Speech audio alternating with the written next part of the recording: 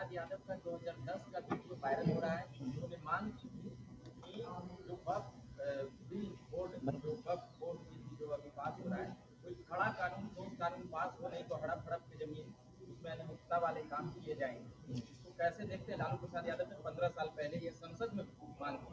लालू यादव ने 15 साल नहीं पहले 1989 10 मार्च 1990 को वो बिहार के मुख्यमंत्री बने, और उसके पहले जब वो एमपी थे छपरा के, तो उन्होंने वक्फ के खिलाफ भी, और छपरा में जो अप्रिय घटना घटी थी उस पर भी नंगे होकर के उन्माद फैलाने का कोशिश किया। तो ये तो उनका चरित्र है, उस पर हम क्या बोलेंगे। आपको बता दें कि सबसे ज्यादा नालंदा और पटना जिले में जो प्रॉपर्टी है हमारे अल्पसंख्यक समाज की, उस पर सबसे ज्यादा किसी का कब्जा है, वो लालू यादव के लोगों का है। भाजपा बोल रही है कि आप लोग तुष्टीकरण की राजनीति के हिस्सा बन चुके हैं, मतलब मुस्लिम वोट के लिए तुष्टीकरण की नीति का हिस्सा बन चुके हैं। क्या राजनीतिक दुकान चला रहे हैं, जो भी विरोध कर रहे हैं वो राजनीतिक दुकान चला रहे हैं मुस्लिम वोट के। माने तो ये इस देश में सबको रहने का अधिकार है। भारतीय संविधान के अनुच्छेद 14 में सबको समानता का अधिकार है। तो आप तो भाई ठीक, हमारे सरवर साहब ने अभी आपके सामने कहा कि देश का जो केंद्रीय मंत्रिमंडल है उसमें आपने एक सदस्य को भी 18% की आबादी का एक सदस्य आपने नहीं रखा है, और आप कौन तुष्टीकरण का काम कर रहा है बताइए।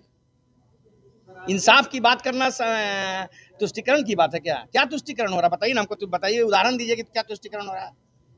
ये जो बिल है, जो कानून लागू होने वाला है, हम ये कह रहे हैं कि काफी लचीलापन, कहीं इसमें कोई टिप और बट वाली स्थिति नहीं। किस बिंदु पर? आप हमसे बिंदु पर बात कीजिए ना। देखिए, सबसे बड़ी बात इधर सुनिए, ये किसी सरकार की दी हुई प्रॉपर्टी संपत्ति नहीं है जिसको सरकार तय करेगी। कानून बनाने की जरूरत क्या मुसलमान उनसे जाके मांगने गया था कि हमको कानून दीजिए? सबसे बड़ी बात है, हमारे पूर्वज की वो निजी संपत्ति दी हुई है। कल दानिश खान भी दे सकता है, ये भी दे सकते हैं। तो मोदी जी इतने सुरखरू क्यों हो गए मुसलमानों के लिए, जो कानून ला रहे उनसे मुसलमान मांगने गया था? ये तो एक बड़े समाज को दिखाना चाह रहे हैं कि हम मुसलमानों को बर्बाद कर रहे हैं। ये सब लोग समझता, आप भी समझते, हम भी समझते। हमारे आबादी के हिसाब से आप बात कर रहे वक्त की 10 लाख एकड़ जमीन है, तो हमारे आबादी के हिसाब से तो हमारे पास 40 एकड़ जमीन होनी चाहिए, जबकि हमारी 14% आबादी, उसके हिसाब से पूरे देश में मुसलमानों के पास 2% जमीन है। तो तुम अगर इंसाफ करना चाहते हो तो सारे मुसलमानों को उसकी आबादी के हिसाब से जमीन दे दीजिए। ये तो नकलीपन है, ये तो तमाम मीडिया वाले लोगों को भी भूलना चाहिए। और दुर्भाग्य यह है कि अब तक जो मुसलमानों का वोट लिए हैं वो लोग भी मुसलमानों के साथ राजनीति कर रहे हैं। तो ये प्रॉब्लम जो सबसे बड़ी प्रॉब्लम है, इससे कोई मुसलमानों का सॉल्यूशन नहीं हो सकता। आप उनके मस्जिद को, कब्रिस्तान को, उनकी दरगाहों को अपने अंडर में लेके क्या साबित करना चाहते हैं? जबकि मुसलमान का जो मामला है उसके अपने कब्रिस्तान और मस्जिद उसका निजी मामला है, कि जिस तरह से हिंदुओं को अपने मठ और मंदिरों से उसका निजी मामला, उससे मुसलमानों का चीज है। आप साबित क्या करना चाहते हैं? मुल्क को लेके जाना कहाँ चाहते हैं ये बताइए। लेकिन सर बात ये है सर, पुराने अच्छा, संविधान ने तो राइट किया है। संविधान ही तो कहता है कि हर लोगों को अपनी चीज और संपत्ति और अपने मस्जिद, अपने गुरुद्वारा की रक्षा सुरक्षा उसके पास होगी। संविधान ही तो कमिटमेंट किया था।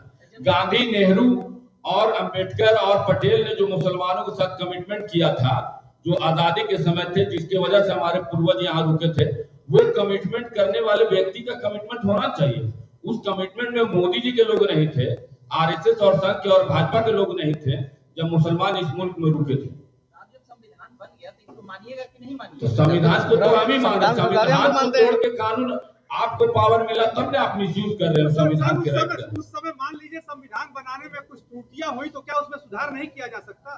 त्रुटियां तो बहुत सारी चीज में है, तो आप कर लीजिए सब चीज में। 36,000 मुसलमानों में 9 लाख एकड़ जमीन हो गया था, इस पर भी सवाल। 1953 में 36,000 एकड़ था, अभी 9.5 लाख एकड़ जमीन हो गया। नहीं, आप स्वाभाविक है, अभी और बढ़ेगा जैसे आबादी बढ़ रही है। नहीं, वैसे वक्त करने वाले की तो बढ़ रही है। वक्त के तो पुराने कानून में है कि जहां पर आप पैर रख दीजिएगा, कहिएगा वक्त किया है वही हो कैसे जाएगा। क्या देंगे? जब संपत्ति दानिश खान की है और दानिश खान ने दे दिया तो वही जमीन को हम कह सकते हैं, वो भी जमीन को कैसे कह देंगे? पुराने कानून में ये ऐसा कि किसी जमीन पर मस्जिद हो या उसका उपयोग इस्लामिक कामों के लिए हो तो वो ऑटोमेटिक वक्फ की संपत्ति हो। हाँ बिल्कुल, जो हम लोग आप यहाँ पे नमाज पढ़ने का फिर गलत बात आप गलत बात कर रहे हैं। बात ऐसा है कि मस्जिद में सड़क पर नमाज पढ़ेगा। आप जो नैरेटिव जो चला रहे हैं, आप पत्रकार हैं, आपको निष्पक्ष रहना। सर हम पुराने और नए कानून पे चल रहे हैं, नए कानून पत्रकारिता का पालन कर रहे हैं। आप कह रहे हैं कि कहीं पे नमाज पढ़ लेने से थोड़ी होगा। पूरी दुनिया, पूरी जमीन जो है वो इंसान के लिए, कोई कहीं भी इबादत कर सकता है, लेकिन ये पार्टिकुलर मैं मस्जिद के लिए अगर दे दिया हूं तो उसमें तो इबादत मस्जिद की ही होगी। अगर मैंने मंदिर को डोनेट कर दिया मस्जिद में तो वो बात की इबादत है, या किसी हिंदू की जमीनों को मैंने मस्जिद बना दी है वो गलत है। लेकिन मेरे निजी भी कमाई हुई संपत्ति पे हम कुछ बनवाते, मंदिर बनवाते, मस्जिद बनवाते और बनाए भी हैं। हम लोगों ने तो, हमारे पूर्वज ने तो मंदिरों के लिए दिए। इसी खाटपुरा में शिव मंदिर हम लोग की दी भी है। आप मछली गली में चल जाइए, जो साईं मंदिर है वो हम लोग की दी भी है। तो हम लोग तो दिए, सबको दिया, ऐसा थोड़ी नहीं। देश के शोषित, वंचित और पीड़ित जो मुसलमान हैं वो भी तो सपोर्ट करते हैं, उतर गए हैं। वो विरोध नहीं, वो सपोर्ट नहीं, ऐसा तो हर दल में लोग लाया जा सकता है। वो उनका कोई, इतने जो स्कॉलर लोग मुसलमान के हैं उनको मोदी जी से क्या पर्सनल प्रॉब्लम? कोई प्रॉब्लम नहीं। मोदी जी ने छेड़ रहे लोगों को, मुसलमानों को 14 वर्ष से सरकार चल रही है और चले आगे, कोई दिक्कत नहीं। लेकिन आप उनके निजी जिंदगी में घुस के इंटरफेयर कीजिएगा, इसका ना प्रॉब्लम है। आप खुद संविधान के साथ खेल रहे हैं। आपको अब जनता ने जनमत क्या दिया, आप दूसरे पर छुरी चलाइएगा। क्या लगता नहीं है आपको कि निजी स्वार्थ के लोगों को ज्यादा बेनिफिट है, इसके कारण प्रॉब्लम हो रही है? निजी, अच्छा मेरी संपत्ति, मेरा निजी फायदा, आप क्या उससे करना चाहते हैं साहब? आप जो बोल रहे सदन में कि इसका एक भी लाभ नहीं हुआ, ठीक है, नहीं हुआ, आगे कोई जनरेशन का लोग आएगा करेगा। बहुत सारे मठ की जमीन है, दुनिया जहां सब पड़ी थी, कहीं पे कुछ क्या हुआ। लेकिन बात है कि कोई ऐसा जनरेशन आएगा उस पर अच्छा भी करेगा। और हम लोग हमेशा सेकुलर रहे, ऐसा नहीं कि आज है, आगे भी रहे और पहले भी थे। हम यहाँ राजा बाजार में विद्यापीठ के लिए जमीन हम लोग दिए हैं।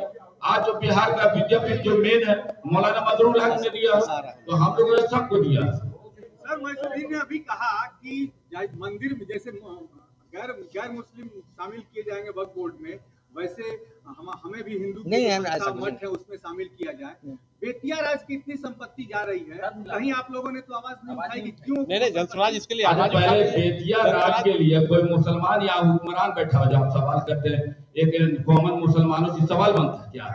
इसको सुरक्षित सरकार ने करेगी जी, मोदी जी करेंगे, लालू जी करेंगे, नीतीश कुमार करेंगे। कॉमन मुसलमान से संसद की बात करते हैं, कहीं से जस्टिफाई है? मैं यहाँ पे मेरी पार्टी स्ट्रगल कर रही है और आप हमसे मोदी जी से मुकाबला कराइएगा, तो यही रॉन्ग है। हम लड़ रहे हैं क्योंकि संविधान ने राइट दिया है, इसलिए देश के प्रधान से भी बहस करने की औकात रखते हैं। इसलिए जो सवाल ही नहीं बनता। बेतिया महाराज की आप बात करते हैं, 536 राजा हिंदुस्तान में थे और आज से नहीं तो मुगल के जमाने से थे। वो सेकुलरिज्म था कि गुलामी था, हमको बता दीजिए। जो आज आप लोग नैरेटिव चला रहे हैं कि मुसलमानों ने जुल्म किया, और मेरे हिस्ट्री में 536 हिंदू राजा थे और उनके अंडर में तमाम जमींदार मुसलमान थे। तो वो 536 राजा गुलाम थे या फिर स्वतंत्र थे? अगर गुलाम थे तो मान लेंगे, और अगर सेकुलरिज्म था तो भी मान लेंगे। ये जो बेतिया महाराज है, दरभंगा महाराज है, हथुआ महाराज है, या ऐसे जितने राजा रजवाड़े के नाम सुनते हैं, उनको अंग्रेजों ने बनाया था क्या?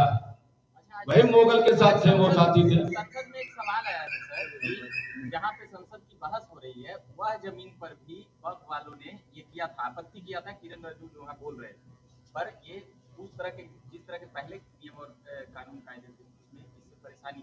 तो वक्फ की संपत्ति हिंदुस्तान की हर संपत्ति सरकार की, पहली बात समझिए। मेरी जमीन भी एक्वायर कर सकता, मेरा मकान एक्वायर हो सकता, सरकार उसका मुआवजा देगा।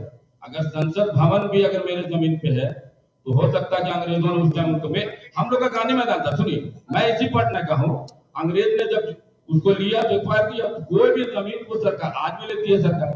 बहुत सारी सड़कों में वक्फ की जमीन गई है जिसका मुआवजा सरकार देती है, लेकिन कल उसको देने की जरूरत नहीं, कहीं भी कोई यूज कर लेगी।